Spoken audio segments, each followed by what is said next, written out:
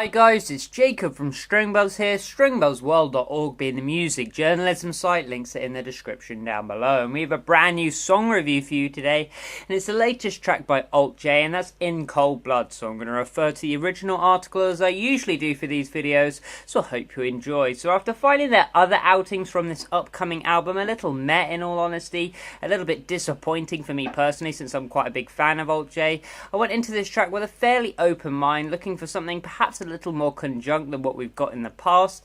I just felt there was something missing in tracks like 3WW when it comes to continuation, I guess you could say.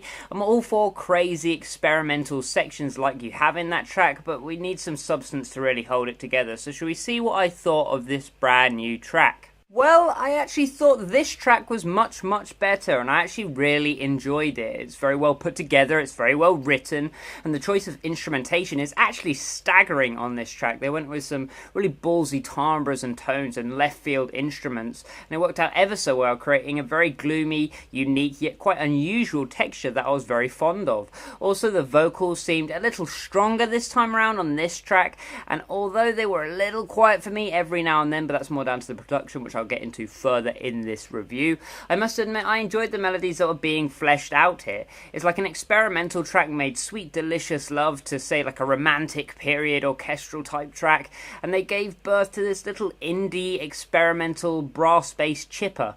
It's just great fun to listen to, and it only gets better on the replay. What I will say, however, is that the mixing is a little off in periods for me, and I just felt the low end was very skimpy during large parts of the track. In one way I can understand, as we got no real electronic bass or sub bass, as well as not really having your usual bass guitar, and only really got the baritone sections of the horned orchestra.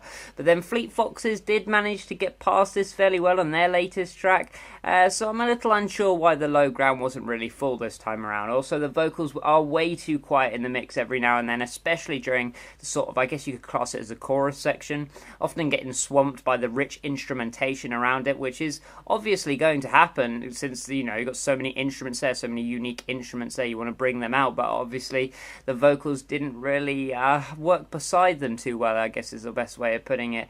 If they were just turned up just a notch, I think it would have been fine, but yeah, I guess it's a small P for me.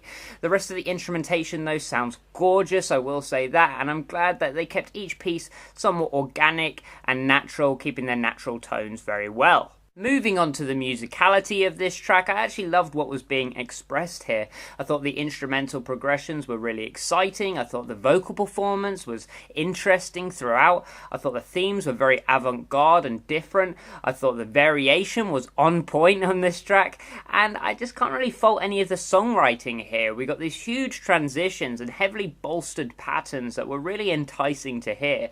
I like the combination of studio effects with old school instrumentation too, as it helped create what was a very unique texture, and like I mentioned earlier in one of the first parts of this review. I think if we got maybe one or two more instrumental homophonic melodies, then this track really would have kicked backside and created some really worldly movements, as I think that would have worked better alongside these sort of quieter vocals. I think that would have worked really well. Lyrically, the track certainly is extraordinary, although some may slate it for its nonsensical nature, but then that's sort of a staple of Alt J lyrics. I personally found enough content and substance holding it together to create a really vivid and entrancing scene, and it sounded very personal and very experience driven. It sounded very stylistic of the group, so all in all I thought this track was really quite good, and I can't wait to hear more, and I'm now sort of re-enthused for Alt J and their upcoming album, which I didn't see coming going into this track, so I gave it a G rating of 7.5 out of 10, which is well above average. So if you like this video, then please leave a like, subscribe to see more, and I'll see you around next time. Bye-bye.